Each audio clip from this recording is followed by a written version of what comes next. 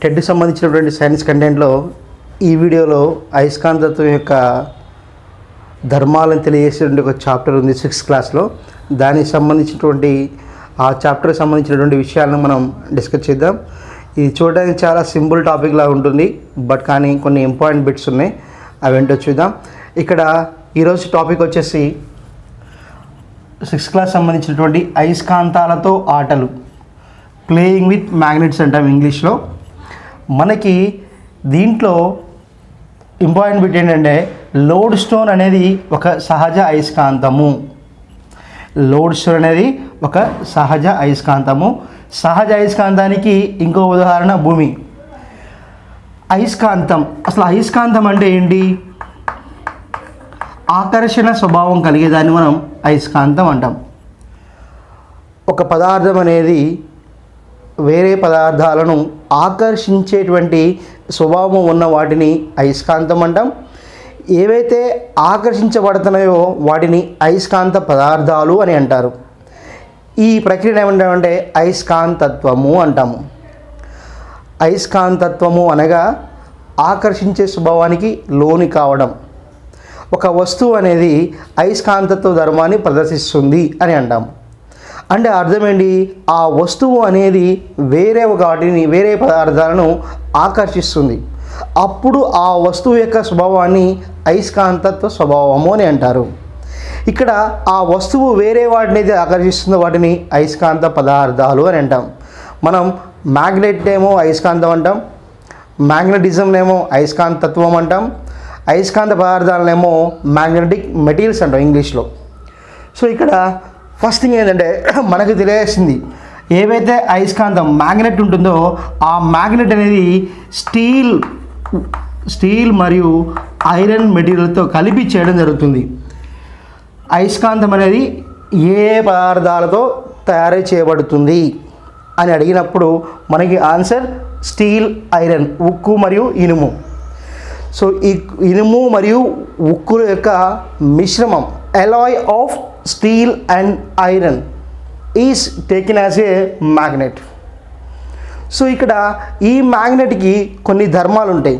ఆ ధర్మాలు ఏమిటి అంటే, ఒకటిది ఇక్కడ చూడండి,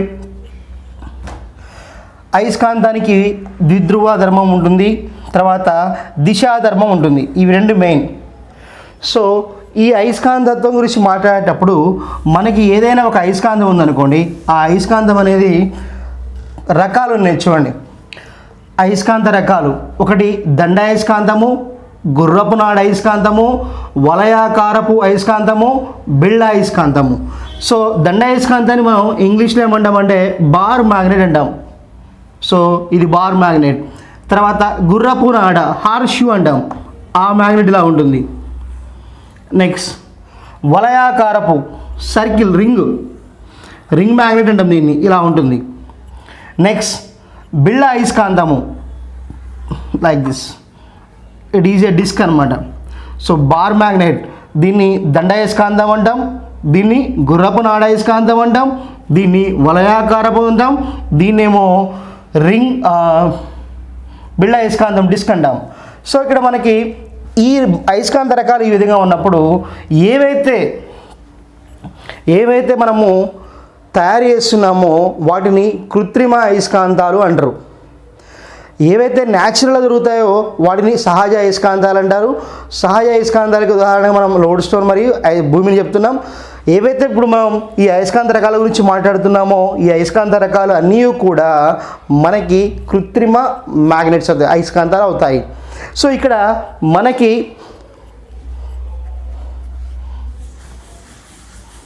ఇక్కడ చూడండి, ఏదైనా ఒక మ్యాగ్నెట్ తీసుకున్నప్పుడు, ఒక అయస్కాంతాన్ని తీసుకున్నప్పుడు దానికి రెండు ధ్రువాలు ఉంటాయి.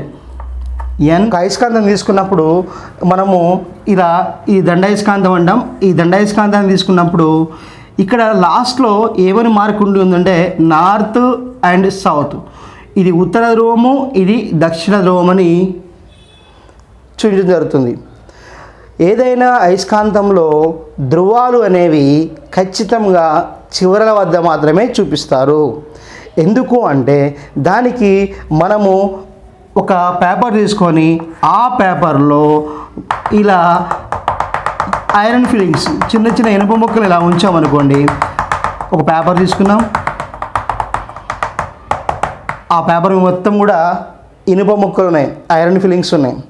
ఉంచినప్పుడు వాటిలో మనం ఇక్కడ నార్త్ పోల్ సౌత్ పోల్ అని మనకు తెలియదు, కానీ అటువంటి దండాయస్కాంతం తీసుకెళ్ళిపోయి దాంట్లో ఇలా ఉంచినప్పుడు ఏమవుతుందంటే ఆ దండాయస్కాంతం యొక్క చివరల వద్ద మాత్రమే ఎక్కువ ఈ ఇనుప రేకులు అనేవి అతుక్కొని పోవడాన్ని మనం గమనిస్తాము. అర్థమవుతుందా? సో ఒక పేపర్ తీసుకున్నాం, ఆ పేపర్లో ఐరన్ ఫిల్లింగ్స్ వేసాం, దాంట్లో ఒక మ్యాగ్నెట్ ఇలా పడేసినప్పుడు ఉంచినప్పుడు ఏమవుతుందంటే మనకి ఎక్కువ భాగం ఇనుప తీగ ముక్కలు ఏవైతే ఉన్నాయో అవి చివరల వద్ద మాత్రమే వచ్చి అతుక్కొని పోతాయి. సో అందువల్ల ఏమంటామంటే ఒక అయస్కాంతంలో అయస్కాంత చివరల వద్ద ఆకర్షించే స్వభావం చాలా ఎక్కువగా ఉంటుంది. అయస్కాంతంలో ఏ ప్రాంతంలో అయితే ఎక్కువగా ఆకర్షించే స్వభావం ఉంటుందో వాటిని మనం ఏమంటామంటే ధ్రువాలు అంటాం. సో కాబట్టి ఇక్కడ మనము ఒక అయస్కాంతం తీసుకున్నప్పుడు అయస్కాంతంలో చివరల వద్ద మాత్రమే మనము ధ్రువాలని గుర్తించడం జరుగుతుంది. ఎందుకు ధ్రువాలని చివరల వద్ద గుర్తిస్తున్నామంటే కారణం ఏమిటి? ఆ ప్రాంతంలో మాత్రమే ఎక్కువ ఆకర్షించే స్వభావం ఉంటుంది. ఇక సరే, ఇక్కడ ద్విధ్రువ స్వభావము అంటాం. ఒక అయస్కాంతాన్ని మనము తీసుకున్నప్పుడు ద్విధ్రువ అంటే దీని ఇంగ్లీష్లో ఏమంటామంటే dipole nature of a magnet అంటాం. అంటే ఒక మ్యాగ్నెట్ తీసుకున్నప్పుడు దానికి 2 ధ్రువాలు ఉంటాయి. ఆ మ్యాగ్నెట్ మనం మళ్ళా 2 పార్ట్స్గా కట్ చేసినప్పుడు ప్రతి భాగంలో కూడా మరలా 2 ధ్రువాలు ఉంటాయి. ఒక అయస్కాంతాన్ని 1 లేదా అంతకంటే ఎక్కువ భాగాలుగా విభజించినప్పుడు ప్రతి భాగం కూడా 2 ధ్రువాలను కలిగి ఉంటుంది. అటువంటి నియమాన్ని మనం ఇక్కడ ఏమంటామంటే ద్విధ్రువ నియమము అంటాము. ఒక అయస్కాంతానికి 2 ధ్రువాలు ఉంటే ఒకటి దక్షిణ ధ్రువము, ఇంకోటి ఉత్తర ధ్రువము. అటువంటి అయస్కాంతాన్ని మనం ఎన్ని భాగాలుగా విభజించినప్పటికీ కూడా ప్రతి విభాగము కూడా 2 ధ్రువాలను కలిగి ఉంటుంది. దానిని మనం అయస్కాంత ద్విధ్రువ స్వభావం అంటాము. దాన్ని మనం ఇంగ్లీష్లో డైపోల్ నేచర్ అంటాం. If any magnet is cut into 2 or more parts, then every part consists of again 2 poles. That is what you have to say. Simply dipole nature of a magnet. దీన్ని సింపుల్గా మనం ఇంకో ఎలా చెప్పొచ్చు అంటే ఏకధ్రువ అయస్కాంతాలు సాధ్యపడవు లేదా ఉండవు. ఒకే ధ్రువం ఉన్నటువంటి అయస్కాంతాలు లేవు. There is no existence of monopole magnets. So దాన్ని మనం అయస్కాంత ద్విధ్రువ స్వభావం అని అంటాము. ఇప్పుడు తర్వాత అయస్కాంతం యొక్క దిశాధర్మం, directive property of a magnet. మనకి ఒక మ్యాగ్నెట్ తీసుకొని ఒక దారానికి లేదా ఒక తాడుకి కట్టి ఇలా వేలాడదీసాం. ఇది ఒక మ్యాగ్నెట్, ఇది ఒక అయస్కాంతము. అయస్కాంతాన్ని ఒక తాడు సహాయంతో కట్టి మనం ఒక గదిలో వేలాడదీసినప్పుడు ఏమవుతుందంటే అది స్టార్టింగ్లో డోలనాలు చేస్తుంది, అటు ఇటు కదులుతూ ఉంటుంది. డోలనాలు చేస్తూ లాస్ట్కి ఏమవుతుందంటే ఒకానొక స్థితిలో వచ్చి ఆగిపోతుంది. ఫస్ట్ మనం ఇలా వేలాడదీసాం, ఇది మ్యాగ్నెట్ అనుకుందాం, అది ఇలా కదిలి ముందు లాస్ట్కి ఇలా వచ్చి ఆగిపోతుంది. ఇలా వచ్చి ఆగిపోయినప్పుడు అది ఏ డైరెక్షన్లో వచ్చి ఆగిపోతుంది అని అడుగుతాడు Bittu. That is north south. అంటే ఒక దండాయస్కాంతాన్ని మనం వేలాడదీసినప్పుడు అది మొదట అటు ఇటు కదులుతూ డోలనాలు చేస్తుంది. కాసేపు అయిన తర్వాత నిశ్చల స్థితికి వస్తుంది. నిశ్చల స్థితికి వచ్చే క్రమంలో ఒక చివర అనేది భూమి యొక్క ఉత్తర ధ్రువాన్ని చూపిస్తుంది, ఇంకో చివర అనేది దక్షిణ ధ్రువాన్ని చూపిస్తుంది. అంటే నార్త్ సౌత్ కాంబినేషన్లో వచ్చేసేది నిశ్చల స్థితికి వస్తుంది. అలా రావడాన్ని మనం directive property of a magnet అంటాము. ఒక దండాయస్కాంతాన్ని స్వేచ్ఛగా వేలాడదీసినప్పుడు అది మొదటగా కంపనాలు చేసిన తర్వాత లేదా డోలనాలు చేస్తుంది. కాసేపు అయిన తర్వాత నిశ్చల స్థితికి వస్తుంది. నిశ్చల స్థితికి వచ్చే క్రమంలో ఆ అయస్కాంతం యొక్క ఒక ధ్రువం అనేది భూమి యొక్క ఉత్తర ధ్రువాన్ని, ఇంకో ధ్రువం అనేది భూమి యొక్క దక్షిణ ధ్రువాన్ని సూచిస్తాయి. ఈ విధంగా నువ్వు ఎన్నిసార్లు వేలాడదీసేసినప్పుడు కూడా ఇదే జరుగుతుంది. సో ఇక్కడ ఏ పోల్ అయితే, ఏ ధ్రువం అయితే మనకి భూమి యొక్క భూమి యొక్క నార్త్ పోల్ను చూపిస్తుందో దానిని ఉత్తర ధ్రువం అని అంటాం. ఏవైతే భూమి యొక్క దక్షిణ ధ్రువాన్ని చూపిస్తుందో ఆ చివరని దక్షిణ ధ్రువం అని అంటాం. మ్యాగ్నెట్ యొక్క దక్షిణ ధ్రువం అని అంటాము. ఏదైనా ఒక దండాయస్కాంతాన్ని వేలాడదీసినప్పుడు మనకి అది కొంత సమయం అయిన తర్వాత నిశ్చల స్థితికి వస్తుంది. నిశ్చల స్థితికి వచ్చిన తర్వాత ఒక చివర అనేది ఎర్త్ యొక్క నార్త్ వైపు చూపిస్తుంది. ఏ చివర అయితే ఎర్త్ యొక్క నార్త్ చూపిస్తుందో దాన్ని మనం నార్త్ పోల్ అంటాం. ఏ చివర అయితే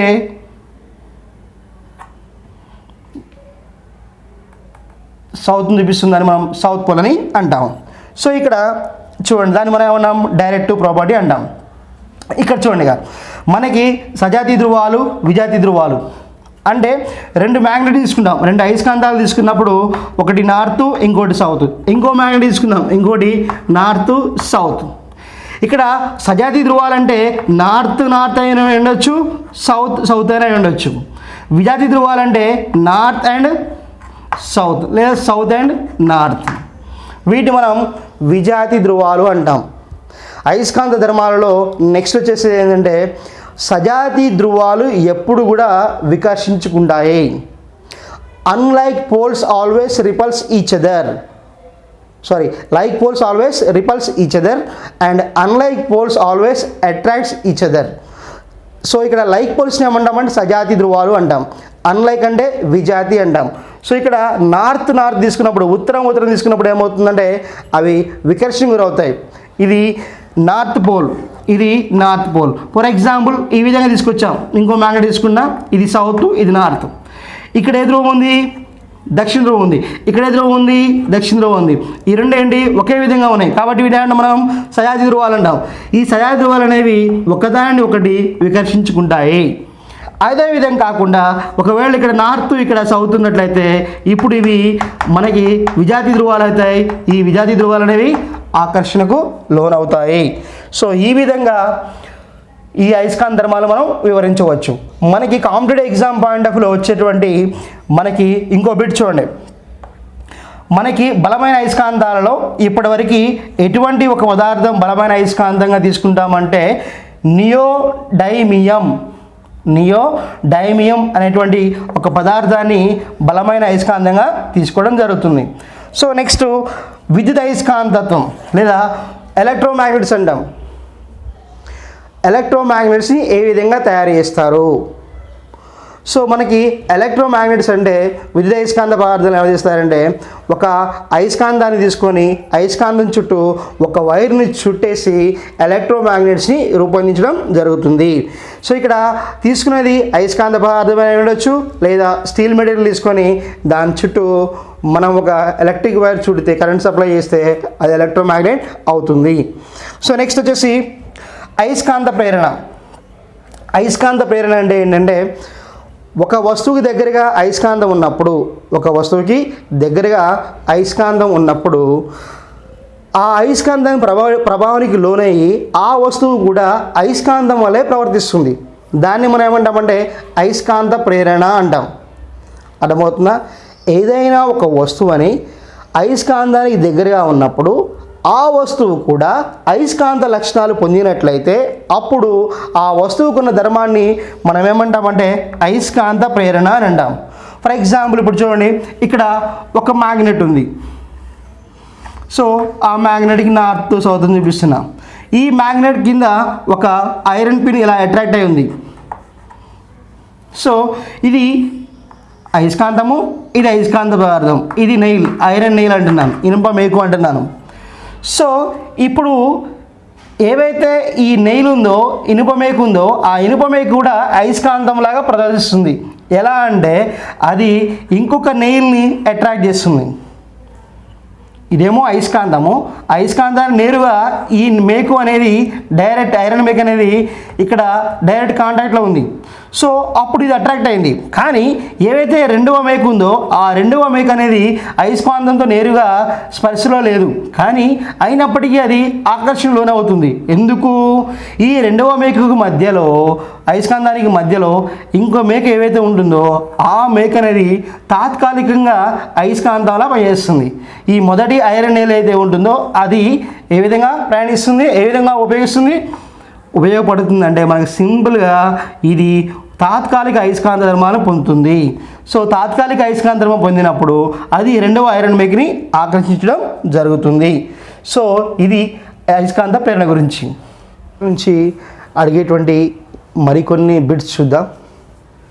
ఇక్కడ చూడండి, సుమారు 2500 సంవత్సరాల క్రితం మ్యాగ్నస్ అనే గొర్రెల కాపరి ఈ లోడ్ స్టోన్ అయస్కాంతాన్ని కనిపెట్టడం జరిగింది. దాదాపు 2500 సంవత్సరాల క్రితం ఎవరు అయస్కాంతాన్ని కనుగొనడం జరిగింది, అతని పేరేమిటి అని బిట్ వచ్చే ఛాన్స్ ఉంది. అతని పేరేంటి? మ్యాగ్నస్ అనే గొర్రెల కాపరి. అతని స్టోరీ మీకు తెలిసే ఉంటుంది. ఏంటి ఆ స్టోరీ? గొర్రెల కాపరి ఎప్పుడు ఒక స్టిక్కి ఒక కర్రని మోస్తూ ఉండేవాడు. ఆ కర్రకి చివర ఒక భాగంలో ఐరన్ క్యాప్ ఉండేది. ఇనుప బార్దు ఒకటి ఉండేది, దాన్ని మనం ఐరన్ క్యాప్ అంటాం, లేదా తెలుగులో అయితే ఇనుప తొడుగు అంటాం. గొర్రెలని అడవి తీసుకుపోయి వచ్చేటప్పుడు మధ్యలో వాటర్ ఉంటే ఆ వాటర్లో నీటిని దాటుతున్నప్పుడు ఏం చేస్తారంటే సపోర్ట్గా కర్రని తీసుకుంటాడు. కర్రని తీసుకొని ఆ కర్రని ఇలా తీస్తూ వేస్తూ ఇలా వెళుతూ ఉన్నప్పుడు ఒక సందర్భంలో ఏమైందంటే ఇతనేమో లోపల నుంచి కర్రని పైకి లాగని ట్రై చేస్తుంటే కర్ర ఏమో కిందికి వెళ్తుంది. అంటే దానికి ఆ కర్రని ఏదో లాగుతున్నట్టు అతను భావించేవాడు. చివరికి ఏంటని చాలా బలంగా బయటికి లాగినప్పుడు ఏవైతే ఐరన్ క్యాప్ ఉంటుందో ఆ ఐరన్ క్యాప్కి ఒక రాయి అతుక్కొని పోయి ఉంటుంది. సో సాధారణంగా రాళ్ళు అనేవి అలా ఉండవు కదా, ఎందుకు ఇలా అతుక్కొని పోయిందని ఆలోచించిన తర్వాత సో ఒక రాయి ఉంది, దాన్ని లోడ్ స్టోన్ అంటారు, దానికి అయస్కాంత నేచర్ ఉందని తర్వాత అతను గుర్తించడం జరిగింది. అది బ్యాక్గ్రౌండ్. సో నెక్స్ట్ ఈ అయస్కాంతాల వల్ల ఉపయోగాలు చూడండి. అయస్కాంత సూచిని ఉపయోగించి మార్గపు దిక్కులను తెలుసుకోవడానికి విమానాలను పర్వతారోహకులు, మిలిటరీ జవాన్లు ఉపయోగిస్తారు. దాదాపు చాలా సంవత్సరం పూర్వ రోజుల్లోనే మనకి ఎవరైతే చైనీయులు ఉన్నారో వాళ్ళు సముద్రయానం చేయడానికి సముద్రం ఒకసారి వెళ్ళిన తర్వాత వాళ్ళకి దిక్కులు తెలియవు, ఏది నార్త్, ఏది ఈస్ట్, ఏది సౌత్ తెలియదు. సో తెలియనప్పుడు వారు ఒక మ్యాగ్నెటిక్ కంపాస్ తీసుకొని ఆ మ్యాగ్నెటిక్ కంపాస్ సహాయంతో వాళ్ళు సముద్ర ప్రయాణాన్ని కొనసాగించేవాళ్ళు. ఎప్పుడో చాలా రోజుల క్రితం. సో అదే ధర్మాన్ని ఇప్పుడు కూడా ఉపయోగిస్తున్నాం.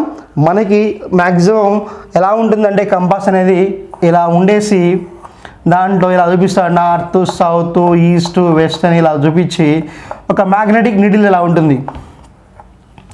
ఆ మ్యాగ్నెటిక్ నీడిల్ అనేది అది అటు ఇటు కదులుతున్నప్పుడు ఒక పర్టికులర్ డైరెక్షన్ చూపిస్తుంటుంది. మనకి ఇప్పుడు జనరల్గా ఏవైతే మనకి వాస్తు ప్రకారం వాస్తు చెప్పేవాళ్ళు కూడా వాటిని యూజ్ చేస్తుంటారు కంపాస్ని. సో దాంట్లో చిన్న మ్యాగ్నెటిక్ మెటీరియల్ ఉంటుంది, అది ఒక ఫిక్స్డ్ చేసి ఉంటుంది. ఆ మ్యాగ్నెటిక్ కంపాస్ మనం చూపిస్తున్నప్పుడు ఇలా పట్టుకుని కదులుతుంటే ఒక పర్టికులర్ డైరెక్షన్ చూపిస్తుంది. అంటే నార్త్లో వెళుతున్నామా, సౌత్లో వెళుతున్నామా, ఈస్ట్లో వెళుతున్నామా, లేదా నార్త్ ఈస్ట్ వెళుతున్నామా అని కనుక్కోవడానికి ఈజీగా కంపాస్ను ఉపయోగించేవాళ్ళు. సో ఆ కంపాస్ కూడా it is nothing but one magnetic material. So next చూడండి, పూర్వం శత్రువుల నౌకల నుంచి శీలను తొలగించి వాటిని ముంచివేయడానికి లోడ్ స్టోన్ ఉపయోగించేవాళ్ళు. సో బిడ్డలా ఇవ్వచ్చు, పూర్వం శత్రువులు నౌకల నుంచి శీలను తొలగించడానికి ఏమి ఉపయోగించేవారు అంటే లోడ్ స్టోన్. షిప్ ఉంటుంది, ఆ షిప్లో కొన్ని చెక్కలు ఉంటాయి, వాటిని జాయిన్ చేయడానికి ఐరన్ నెయిల్స్ వాడతారు.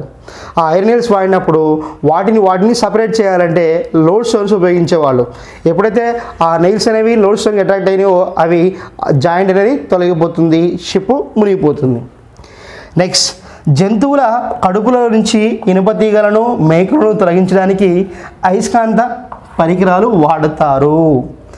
సో మనకి ఈ రోజుల్లో ఎలా అయితే పాలిథిన్ కవర్స్, పేపర్స్ ఎలా తింటాయి, పశువులు తిని నోట్లోకి వెళ్ళిపోతాయి, వాటి యొక్క కడుపులోకి వెళ్ళిపోతాయి కదా, అట్లనే అవి తెలియకుండా మింగినప్పుడు వాటిలో కడుపు నుంచి సపరేట్ చేయడానికి ఏవైతే ఐరన్ మెటీరియల్ మింగేసాయో వాటికి మళ్ళీ అయస్కాంత పరికరాలను యూజ్ చేస్తారు. వాటి కడుపులోకి మ్యాగ్నెట్స్ పంపిస్తే వాటిని లాగేస్తారు. నెక్స్ట్ ఇంకో ఇంపార్టెంట్ పెట్టి చూడండి. ఈ స్టేట్మెంట్ ఇచ్చింది ఎవరు అడుగుతాడు, ఏంటి ఆ స్టేట్మెంట్ అంటే ప్రాణమున్న ప్రతి జీవి చావడం కన్నా బ్రతికి ఉండడం మిన్న. అది మిడతైనా ముంగిసైనా మామిడి చెట్టైనా జీవించడం వాటి హక్కు. దీన్ని చెప్పింది ఎవరు? స్టేట్మెంట్ మళ్ళొకసారి. ప్రాణమున్న ప్రతి జీవి చావడం కన్నా బ్రతికి ఉండడం మిన్న. అది మిడత అయినా మామిడి చెట్టు అయినా ముంగిసైనా జీవించడం వాటి హక్కు. అది చెప్పింది ఎవరంటే సలీం అలీ. సో ఈ విధంగా మనకి డిఫరెంట్ డెఫినేషన్స్ ఉన్నాయి. ఆ డెఫినేషన్ నుంచి మనకి బిట్స్ అడిగే అవకాశం ఉంటుంది. వీటిని మనకి ఈ 6th క్లాస్లో ఉన్నటువంటి మ్యాగ్నెటిక్ అయస్కాంతత్వం ఏవైతే ఉంటుందో ఇది అర్థమైతేనే 7th కంటిన్యూషన్, నెక్స్ట్ మళ్ళీ 8th continuation, next 9th 10th అలా. సో కాబట్టి ఏ చాప్టర్ని తక్కువ అంచనా వేయద్దు. ప్రతి చాప్టర్ కూడా మన కాంపిటేటివ్ ఎగ్జామ్ చాలా ఇంపార్టెంట్. ఓకేనా? నా వీడియో మీకు నచ్చినట్టయితే లైక్ చేయండి, షేర్ చేయండి, కామెంట్ చేయండి, మన ఛానల్ని సబ్స్క్రైబ్ చేయమని చెప్పండి. Thank you. 1 and all.